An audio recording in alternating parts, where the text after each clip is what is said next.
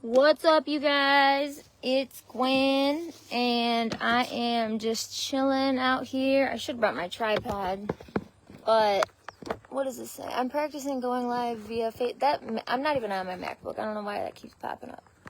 But anyways, so I'm just hold on. My cord's plugged in. So anyways, my sister got this book. My sister-in-law got this book, and she said she read it straight through. It was really good. And she said she read it straight through in 2 days. So I'm gonna try. I'm gonna test it out, see how good it is. I love a book you can read just straight through, you know what I mean? Sorry if I sound a bit hoarse. But anyways, okay, so this is the book, Bunny XO. You guys know Jelly Roll's wife. It's an autobiography. The back here says, I didn't clean up for the world. I rose up for myself. Bunny XO, stripped down, unfiltered, and unapologetic. So let's see what Bunny has got to say. Wife, bonus mom, CEO, creator, director of her own destiny. This is what trauma turned into power looks like. Yeah, show me that. That's what I want to know. Show me what trauma turned into power. To the people who protected me and loved me when they didn't have to, thank you. Y'all are my chosen family, and I'll forever be in debt to you. To the people who tried to break me, I've only got one thing to say to you. I changed your names to protect my peace, not yours. Alright, looks like we got 32 chapters with a 276 page book. Let's see how far we can get. Alright, I'm just going to go ahead and take this. Well, maybe I won't take it off because people want to know. This is what the front part looks like here. Alright, so Bunny XO, stripped down, unfiltered, and unapologetic. Read to you by Gwen Stacy. Hope you guys can hear me alright. And I'm not going to be checking the comments. I'm just going to read. See if you guys will enjoy a little literature with me here. Alright, so, chapter 1, still here. The thing about me is that I should be dead. But in those last few minutes before it all went dark, I was riding high. My girl Tamara behind the wheel of my Cadillac Escalade EXT. Nice. Blasting music and screaming at the top of our lungs. I lay my head down on the edge of the door, letting the cool breeze tingle across my skin through the open window. I wasn't thinking about the man waiting at home for me, or how Tamara and I constructed an alibi so I could get some damn breathing room. Wish I could get some damn breathing room around these flies. Sorry. And sorry for cussing in advance. Like I said, I'm just reading here.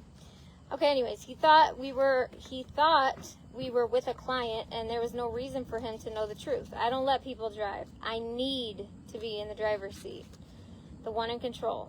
But even I could feel I was too far gone, and she was completely sober. So I gave her the keys and stopped thinking.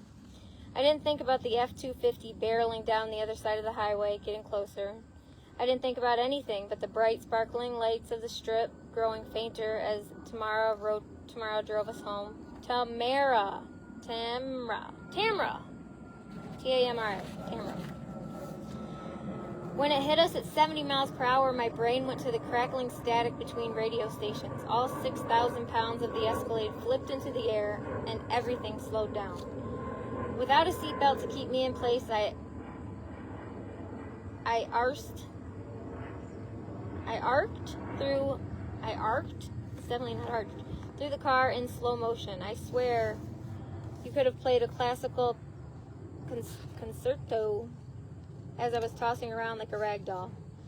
Metal crunching, window shattering, then finally, crack. I hit the windshield face first. My legs whipped up behind me like a scorpion. Crunch. I came down in the driver's seat, twisted metal and broken glass everywhere. I couldn't get my bearings and finally clocked Tamra hanging over me by her seatbelt. Tamra, you okay? I asked. Sorry about the plane.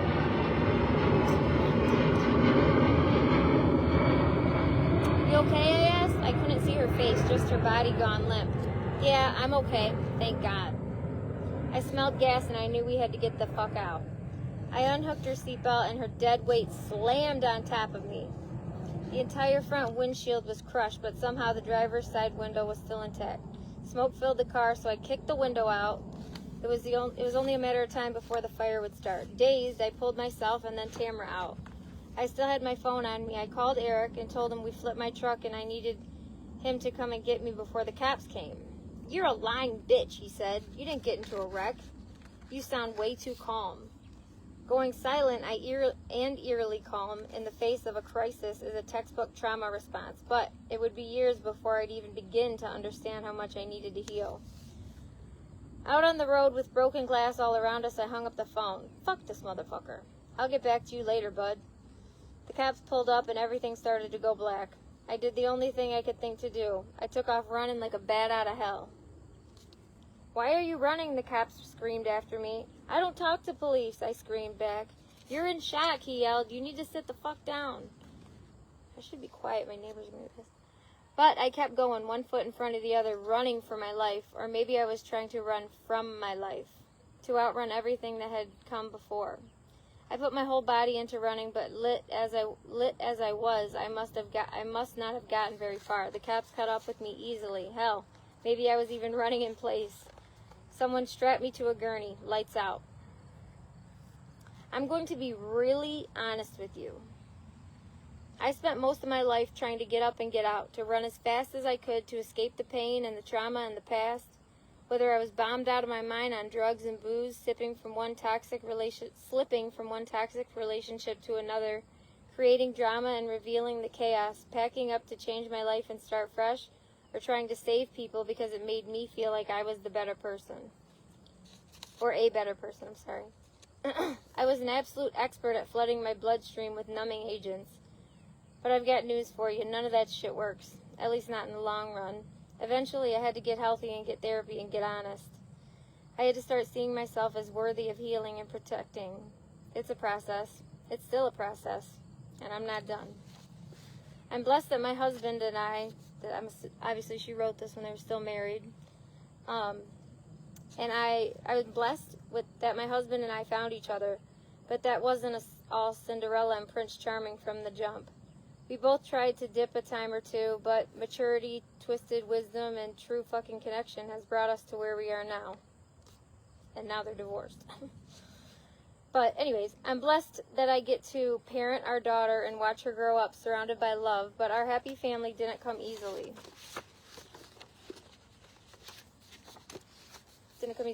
I'm blessed to find so much recognition among the flawed, imperfect, beautiful humans out here trying to heal and grow, who find me online or at shows or listen to every single podcast and make me feel less alone. I'm blessed to finally be at peace with myself. The life I have now wouldn't be possible without acknowledging that I had to stop doing what I was doing. Running away into the arms of a man, into the embrace of a high, or into my own destruction wasn't leading me anywhere good. I had to find and keep real love, especially for myself. I had to learn how to stay put, to sit still in the pain, to stop pushing away the trauma, and to let this body heal. God never left me, and I had to learn how to accept His blessings by showing up for myself like He always had. I had to face death many times over, to look the Grim Reaper in the eye and tell him I wasn't ready to go with him just yet. Writing this book is part of the healing. I'm not perfect, and my story isn't always pretty. It's a testimony of many, many failed hits on my life and an honest excavation of the times when I was the one to try to pull the trigger. It's living proof that when the darkness seems like it's going to pull you under, we're still all worth saving, you and me. I'm still here living and breathing and feeling. Thank God.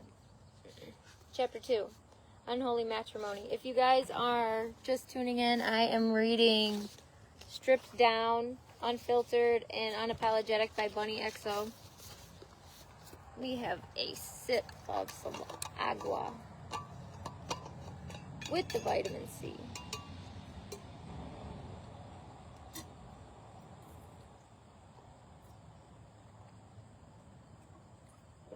I am parched. Read to you by Gwen Stacy.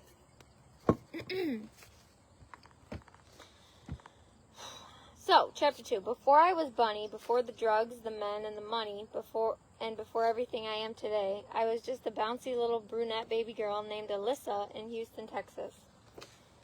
My pops was a musician, and a great one at that. Bill Carter was a lead guitarist and lead singer in a big Texas band called BC and Company. He lived the rocker life, and all the cliches of sex, drugs, and rock and roll were Bill's legacy. Like when he stole the lead singer of ZZ Top's girlfriend and found himself facing down bullets through the sunroof of his limo.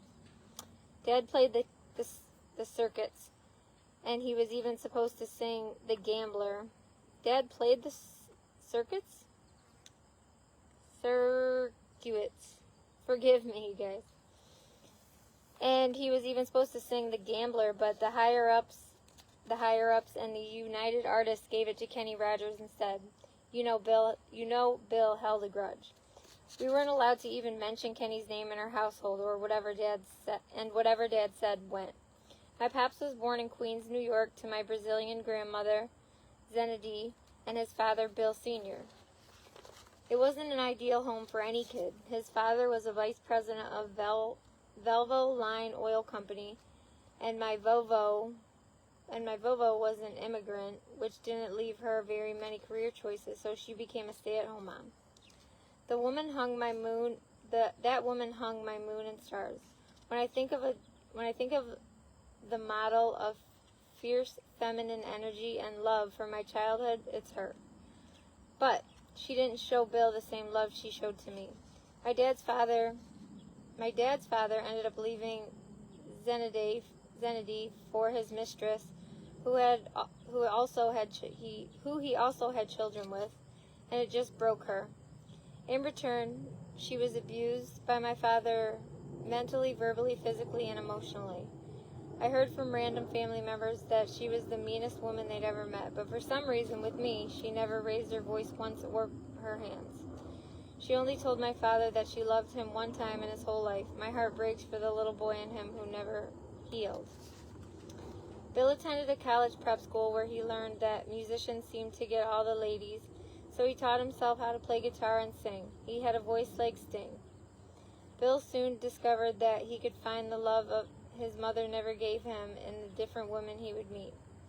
And until the day he passed, he chose abusive women who never deserved him, replaying the dynamic he had with his mother over and over again.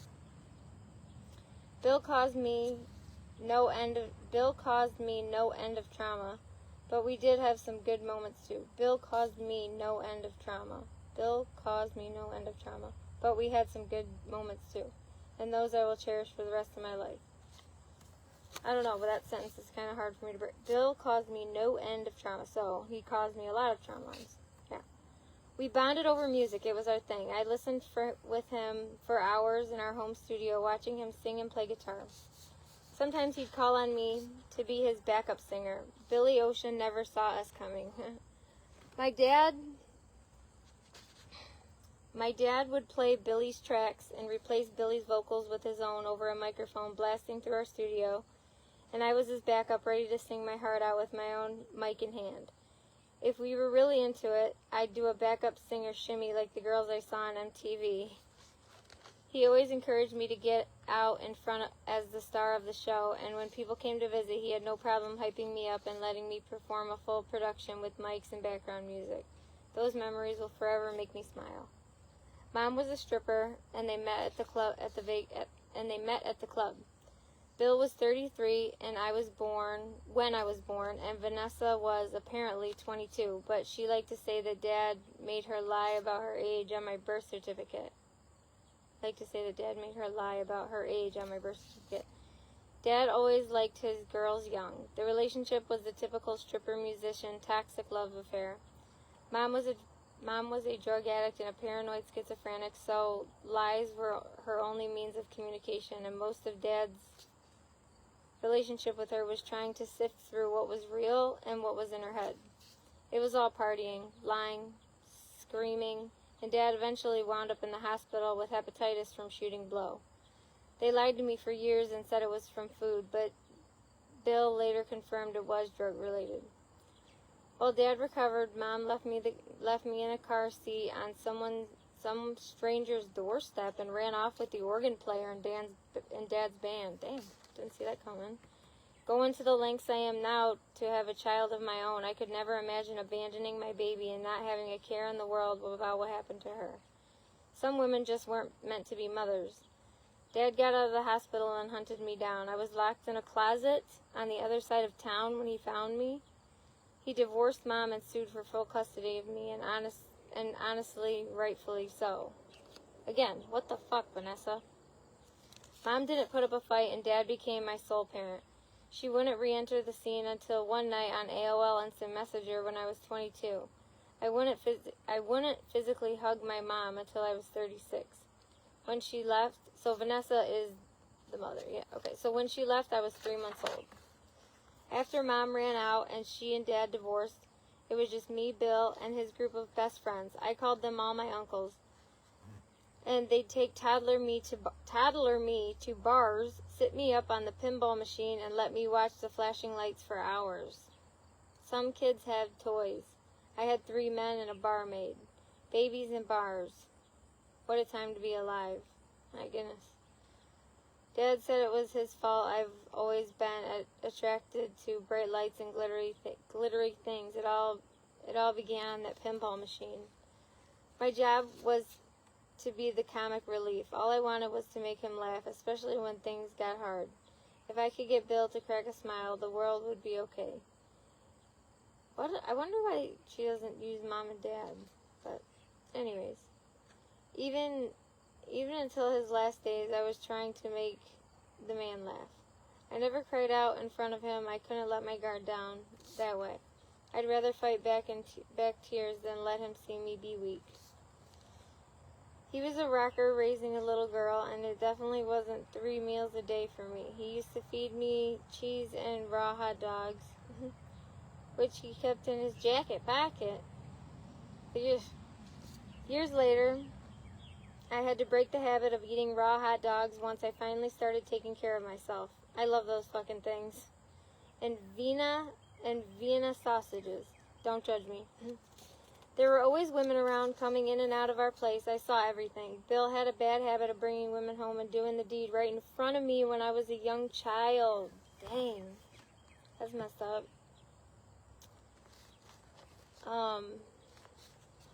When I was a young child, literally in the living room where I was supposed to be sleeping. I may have only been 2 or 3, and maybe he thought I wouldn't notice or understand, or that I wouldn't remember, but those memories are forever burned into my brain. I've seen women passed out on our couch. I've seen them stay the same age as he got older.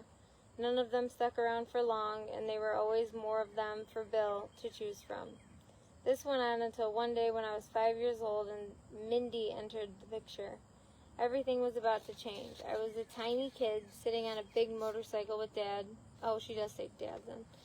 When Mindy came up to me and introduced herself. "I'm Mindy," she said. "I'm going to be your new mom." Instantly, my defenses went up. My new mom? Is this woman insane? Does she not know the line of women my pops has going? Get a grip, lady. Right off the bat, I sensed that she wasn't a good person. I was only 5, but I could see right through her facade. Reading people's energy came early for me, and there was a sinister power just radiating off of her. It pulsed stronger as she flashed me a fake smile. To her irritation, I didn't reply right away. I kept looking down, tinkering with the keys and the ignition on the bike. I had 1,000 thoughts running through my head. Bill could tell me I wanted to leave, but he told me, "Be nice, Alyssa." I managed to smile at her and giggle, but I knew this shit show was about to start. It went from that conversation right into the unholy matrimony. I begged him not to marry her. I screamed and pleaded. I knew what my life would look like with her, and she proved me right the minute she came home with us. Screaming, dragging me by the arm until I thought my shoulder might come loose. She didn't raise a hand to me yet, but I knew it was coming. But Bill didn't listen to me. He never listened. Come 2 months later, I was the flower girl in their wedding. Terrified and furious, I sulked through the entire ceremony. My life was blowing up, and I was losing my dad to the Wicked Witch of the South. I wasn't going down this unholy union without a fight. I did everything I could to make that wedding miserable for everyone. She had picked the most hideous powder blue bridesmaid dresses, the fluffy frill 1980s frocks from hell. I was so mad I was being forced to even be in this clown show that I ripped the shit out of my dress. I tore it to shreds. To this day, I can't wear blue clothes or even blue eyeshadow because of that blue dream scene they chose for a wedding. Barf. They had to throw me in a stairwell to scream it out alone. And without anyone watching me, I ran up and down the stairs, hell on wheels, absolutely losing my shit. Pretending to be Alice in Wonderland and escaping from my reality. Finally, the ceremony was over. Do you want to call me Mindy or Mommy? She asked, immediately after they said I do. I looked up at her like, what the fuck, lady? You have been married for an hour and you're already trying to assert power? Mindy, I said flatly. I could tell it bothered her, but I didn't care. Mindy used to play manipulative, dramatic games where she'd pretend her feelings were hurt to get what she wanted. She'd curl her bottom lip and make her eyes tear up. It was hideous. You guessed it. The waterworks started.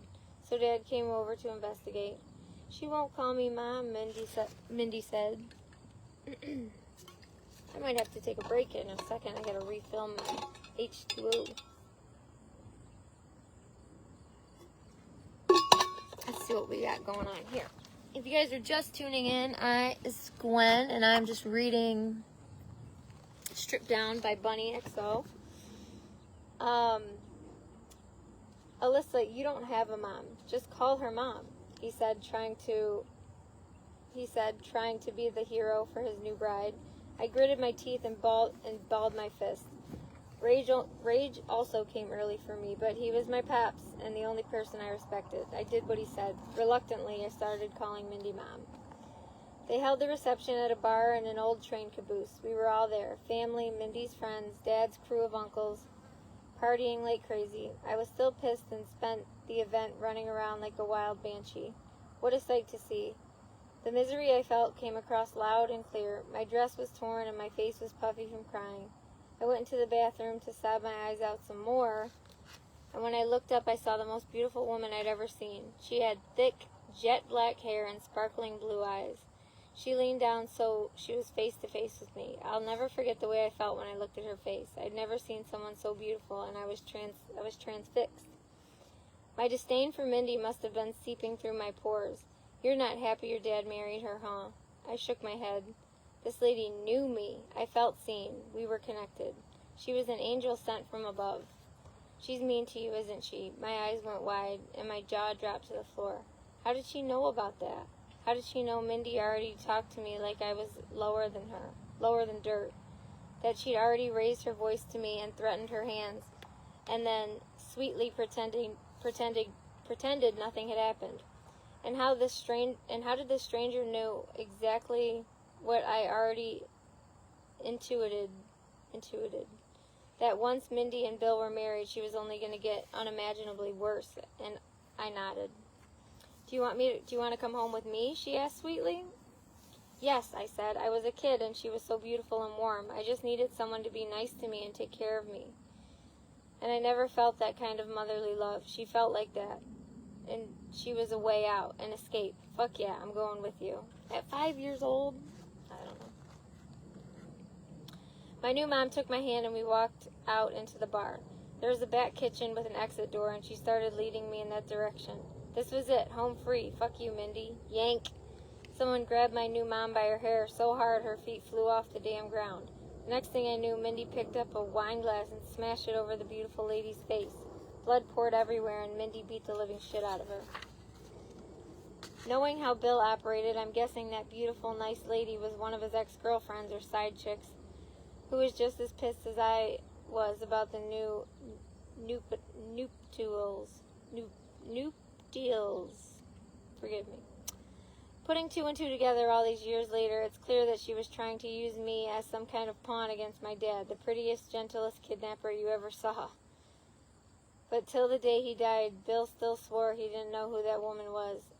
He said she was just some random lady at the bar. Sure. I don't think about what would have happened if we'd made it out the door. God wanted me to stay. God wanted me to have this life. But in the bar that night, I was scared and angry and hurt. Mindy was kicking that woman's ass. Everybody was fucked up and rowdy, and my dad scooped me up and took me outside and threw me into the car. We ended the night running like hell from the cops, and when we got home, Bill spanked me to hell and back and grounded me. Knowing what I know now, it was the perfect start to our new life together as a family. Bill had a knack for marrying jealous women. He didn't do much to make them trust him. Mindy hated that I was from another one of my dad's relationships, so she tried to separate us as much as possible. It went from just Dad and me against the world to Mindy lying about things I'd done to get me in trouble and drive a wedge between me and the only parent I'd ever known. Her parenting style was less Mary Poppins and more Mommy Dearest. She was 5'10", platinum blonde, and meaner than a junkyard dog. The abuse started early and started with Mindy. She'd go on to introduce me to her sister, who joined in on the abuse, but we'll get there. And the line continued on from there. I too was abusive and picked one abusive man after the other, whether it was emotional, mental, or physical. And if my man wasn't already abusive, I made him abusive. Eventually, I got to the unholy grail of vile men, the final wannabe boss who almost ended my life. But it all began with Mindy. If I knew Mindy was evil from the start, she must have thought the same thing about me, even though I was just a kid. Remember, I was 5. Right away, she put me to work. Anything she wanted done around the house was my job. She screamed all the fucking time and ruled with her fist. Was this motherly love? No thanks. But she was the only mother figure I'd ever had, and even though I feared her, I looked up to her in a twisted way. She taught me that love meant violence, and like the men who would put their hands on me later, she would always come crawling back after hurting me and say she was sorry. But looking up to Mindy made things confusing. And as much hell as she had put me through, she also taught me how to be a woman. Every morning, even when she wasn't working, she would get up, do her hair, do her makeup, and I would sit and watch her. Every morning that you get up is a new day, she said. You'd make sure you do your hair, you do your makeup. No matter what happens throughout the day, you'll feel good. Should have took her advice on that today. I just got out of the pool, so forgive my pool hair and overalls, whatever.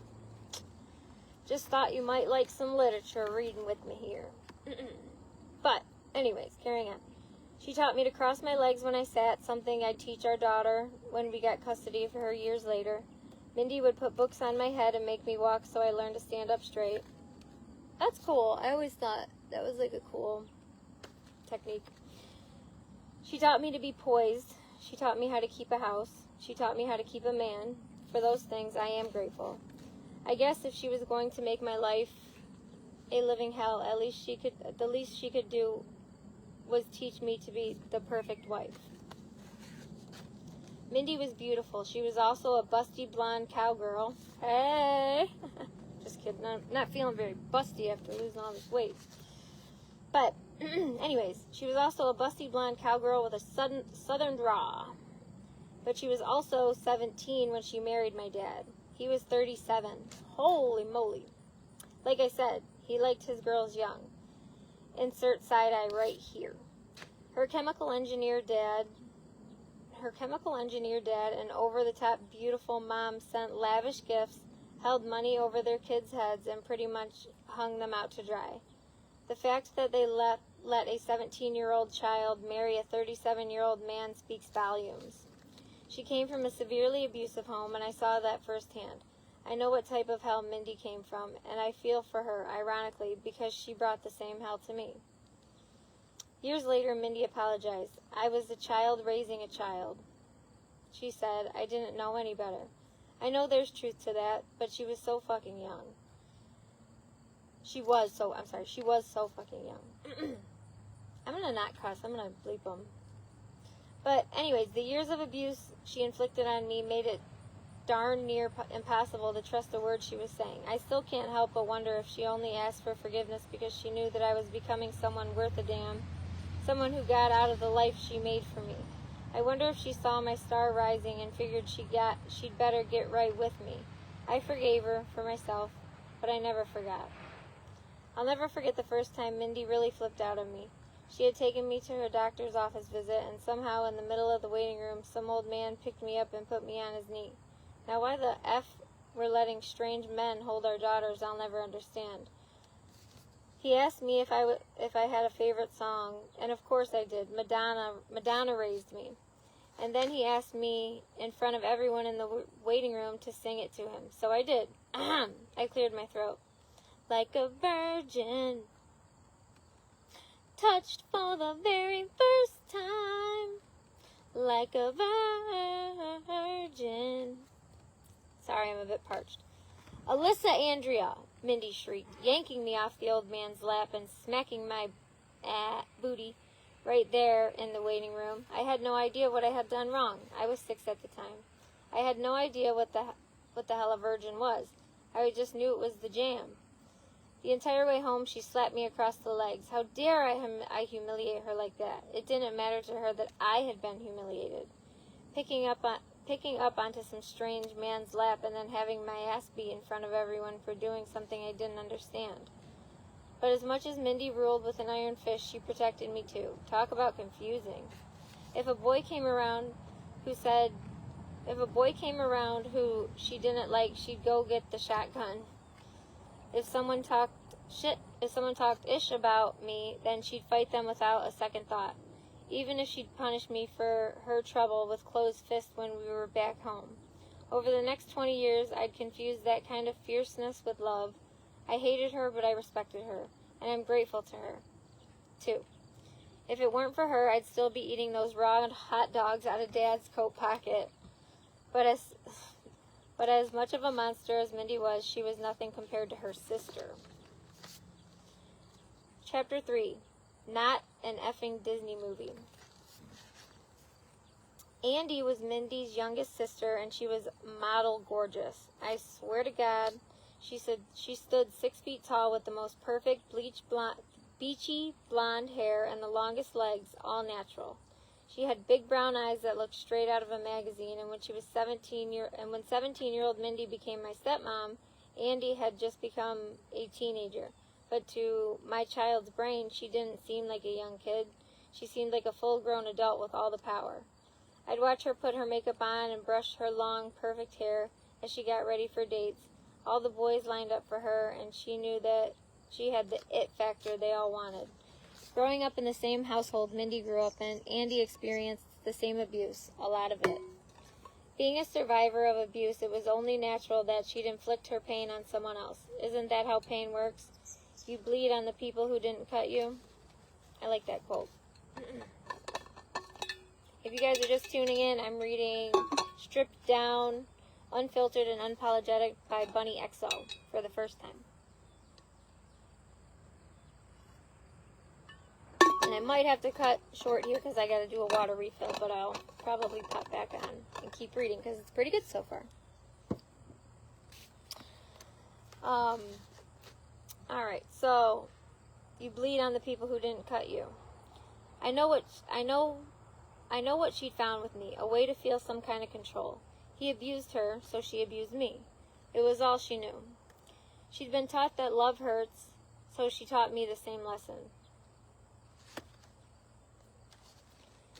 Andy would come to Mindy and Bill's house to babysit me while they were out at work or partying, and we had a routine.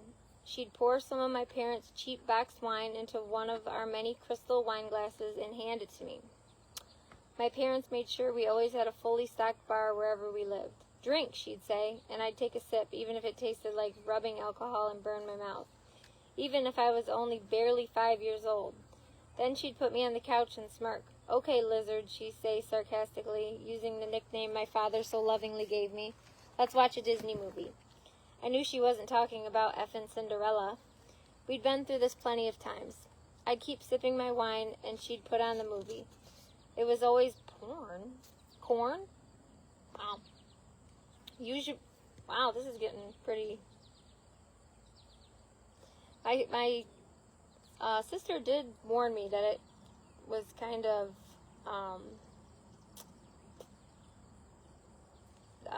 sexual. So, okay.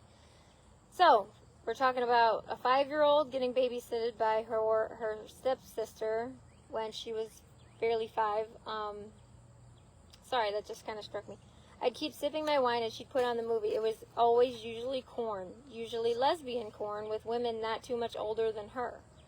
Nowadays, I wonder if she was experimenting. God, these flies, was experimenting with something, or if she had some kind of deep hatred of men, after what her dad did to her and didn't want to watch them get off. But back then, I didn't understand what I was watching. I didn't know ish about sex or lesbians. I just knew this wasn't a effing Disney movie. I knew something was wrong. That this wasn't an effing Disney movie. I knew something was wrong and that it made me feel funny. I wanted it to stop. I don't remember Andy ever molesting me. She didn't touch me like that. That's not to say she didn't lay a hand on me. She definitely did. I didn't say a word about the corn to Bill or Mindy because Andy threatened to beat my ass like she had over and over since the day we met. She would always threaten me while hanging me upside down by my Achilles tendons on both ankles. It was torture and she did it all the time. But when she'd put on those Disney movies, we would just sit on the couch next to each other watching like she was showing me her favorite movie and I was drinking high C in my sippy cup. It was our thing we did together. I guess this is what families do. When my parents got home from wherever they were, I'd lie and say we watched the fairy godmother turn Cinderella into a princess. Andy would beat the dog-ish out of me when she was bored or angry or frustrated. It didn't take much time, and then she'd love on me like nothing had happened. Mindy was the same way. They'd hurt you and then flip the switch to turn on the southern charm. Oh, honey, you know I love you, right? I couldn't wait to get out of that effing family of two-faced fakers. To this day, I can't stand fake people. Be real or don't talk to me. If I do the math, Mindy was probably pretty damn pregnant with my little sister, baby sis, when she married Bill. This chubby-cheeked cherub we later would lovingly call Burger showed up in August 1985, and I was officially a big sister. I was excited to be a big sister, but Mindy made it clear that I was no longer a part of the family. I wasn't worth ish, she told me, because my own mom was a stripper who showed me her boobies to men in clubs. It didn't bother me at all that my mom danced. I didn't think there was anything wrong with it. Sounds like she was just like one of those women in the movies her sister made me watch. It even sounded fun. But Mindy said we were trash, and in the family of Mindy, Bill, and baby sis, I was the wicked stepchild who was a constant reminder that there were women before me. I was 5 when the son of a family friend who was visiting got into bed with me and started me down the path of sexual trauma. I was 5. She said she was 5 years old. I was 5 years old when the son of a family friend who was visiting got into bed with me and started me down the path of sexual trauma. He was so much older, about 16 or 17. For some unknown reason, my parents thought it would be a great idea to let him sleep in my strawberry shortcake-themed bedroom, then even let him sleep in my bed, and I had to sleep on the floor. Who is this man? A family friend who was visiting. For some unknown reasons, my parents thought it was and even let him sleep on the floor, and then I had to sleep on the floor. I was a water baby. If it was summertime, I had a bathing suit on, especially my aqua one with the ruffles. I'd play my heart out that day at a family barbecue and must have just passed out in this bathing suit. Suddenly, I snapped awake. Someone was tugging at my bathing suit from the bottom. He slid it to the side, and I felt my fingers on my vishish and someone spreading my lips open. Wow, I don't know if this is appropriate to be reading this. I opened my eyes just a little bit. I was too scared to react, but I saw who was touching me. I don't know if I feel comfortable continuing to read this out loud to you guys. Is anybody watching? If you guys are watching, I am reading Stripped Down by Bunny XO, Jelly Roll's wife. And it's starting to get a little much for something I would want to put on Facebook. Maybe I should have read it first, but this is the first. So, okay, well, we'll see. I don't know how I feel about continuing on with this, but okay, so as he poked and prodded around, all that was flashing in my mind were the corn videos Aunt Andy had shown me. This is what they do? Why does this feel so scary? Surely the people in the video don't feel like this. He flipped me on my stomach as I pretended I was still asleep and spread my body open and ran his finger over my... I'm changing words here, and this is pretty vulgar. Or just... yeah. I don't think I'm comfortable reading this out loud.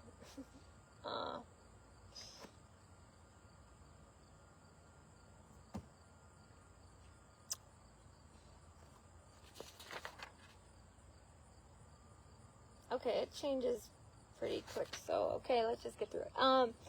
I was still asleep. He spread my body open and ran his fingers over my bottom hole. Fury started building up inside of me. Why is everybody so effed up? Remember how I've said God has always divinely protected me? He didn't let me down this time either. Suddenly my ear burst into pain. It felt like my eardrum had popped. I screamed so loud that it scared the ish out of him, and he got back into bed. I ran to my parents' room hollering from the pain, and in front of Bill and Mindy, I was so focused on my ear and wanting the pain to stop that I didn't tell them what he'd done.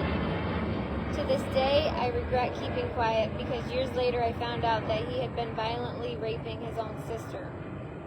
He did it to her for years. It broke my heart when she and I got closer later in life and shared our traumas. Mine was nothing near what she had gone through. I wish I could have saved her.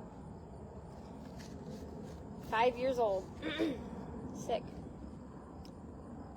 In Texas, we lived in a duplex with a huge front yard, and Bill and Mindy used to throw me outside and lock the door so they could party, drink, and do drugs. Whatever they wanted. Baby sis was just a baby and got to stay inside, but they left me to entertain myself for hours on end. We had a boat on the side of the house, and I could kill a whole afternoon alone out there sailing the high seas. My imagination was my best friend as a child, and I always made my own fun, even as lonely as I was. I didn't think about whether or not I was safe outside, and Andy's weird antics, that effing family friend, and Mindy's temper. I wasn't safe around anyone older than me. Alone outside, I felt free. Okay. But it's not surprising that some sick, twisted men saw an opportunity when they came across a little girl like me all alone. It doesn't take much to tell that a kid is vulnerable and pretty easy. It's exactly what happened at Bill and Mindy's wedding with that dark-haired woman. I guess I was an easy target.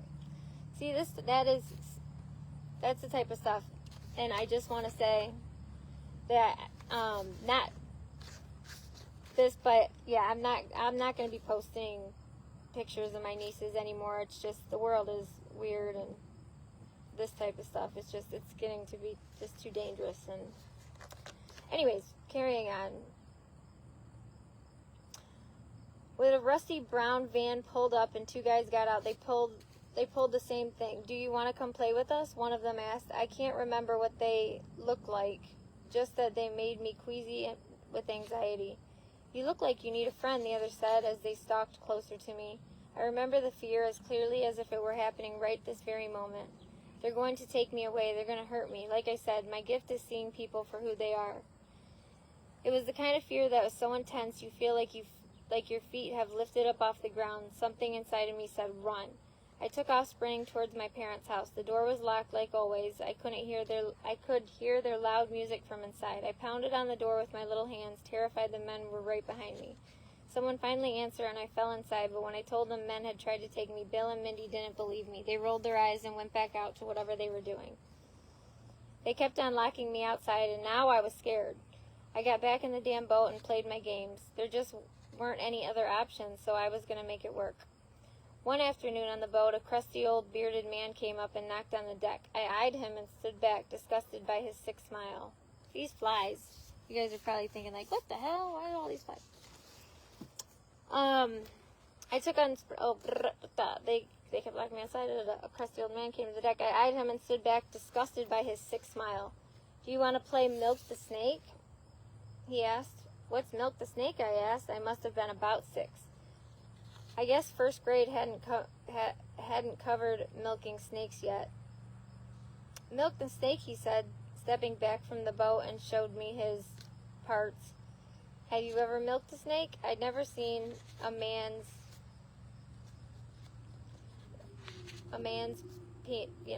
in real life before, only on the corns Dad watched and the ones Andy showed me, but it absolutely repulsed me. He was jerking off and not, sorry, it's just uncomfortable for me to read this out loud in front of people. Anyways, not like I knew what that even was, and when he finished, my whole body rebelled. I started screaming my head off, and the dude pulled up his pants and ran. I screamed and screamed and ran back to the locked door and pounded again. This time, Mindy actually believed me when I described what happened. She must have figured someone had made me scream like that, and how would I know what ejaculation looked like? Mindy let me stay inside that day, but come the next morning I was out on the boat with the door locked behind me. That is so messed up. Over the next few years, they'd put me to work more and more. It would become my job to pick up the dog-ish in the whole yard. They wouldn't let me use a shovel because the whole point was to keep me occupied and out of the house. Mindy gave me barbecue tongs, and I had to pick up one tiny piece at a time over an acre of land. Yep, you heard it right. Barbecue tongs that flip chicken. Did I mention we had 13 dogs? Oh, hell no. Those Cocker Spaniels wouldn't stop effing each other. If I so much looked at a shovel, I'd get in trouble. I was like any kid, and I wanted to be normal. I wanted to go play, but I had jobs to do. Okay, so having chores at 6 isn't really weird, but the tongs thing, I don't know. But, okay, anyways, I had jobs to do, so I started making all my chores into a game or a challenge in my head. How fast can I get this done? And then after that, it was off to weed and mow the lawn. I swear they thought I was their servant. We had chores as kids. Well, I was outside tweezering, she says, tweezering dog-ish. My dad would sit on his computer all day, every day. He had 2 screens going, and he'd pretend to be trading stocks, but I know he had a secret online life of chat rooms and weird-ish. He was obsessed with corn, and he'd watched it in our living room TV. I'll never forget the time I saw him sitting in the damn dining room table, craning his neck at the TV in the living room. From my own room, I could see the TV and the naked women getting plowed. I told Mindy what I'd seen the next day, and you better believe Bill grounded me for snitching him out. I don't know what he was doing at the dining room table, and I sure as hell don't want to know. Those early years were a fast track to adulthood. There weren't any moments of just being a kid. Those weren't allowed. Plus, who was going to clean the house? Who was going to make sure Bill and Mindy didn't kill each other? Being a child just wasn't in my cards, and it affected me to this day. And it affects me to this day. I struggle to relax or do the things I wished I could have done as a kid. I'm not programmed to have fun. I'm programmed to work. It's all I've ever known. Next chapter is called Hey God, Is That You? And I think I'm actually going to take a break for a minute. So we're on chapter 4, page 25. I'm going to take a break. Hopefully you guys enjoyed listening to me read a bit of literature. Again, it's funny, stripped down, unfiltered, and unapologetic. It's my first time reading. I hope you guys have a great day. I might pop in back later and read some more, but I'm going to refresh my agua and relax in Mother Nature. Enjoy the sunshine. Mwah. I love you guys. Have a great day. And how do I end? All right, bear with me. I haven't done this in a while. All right, see you.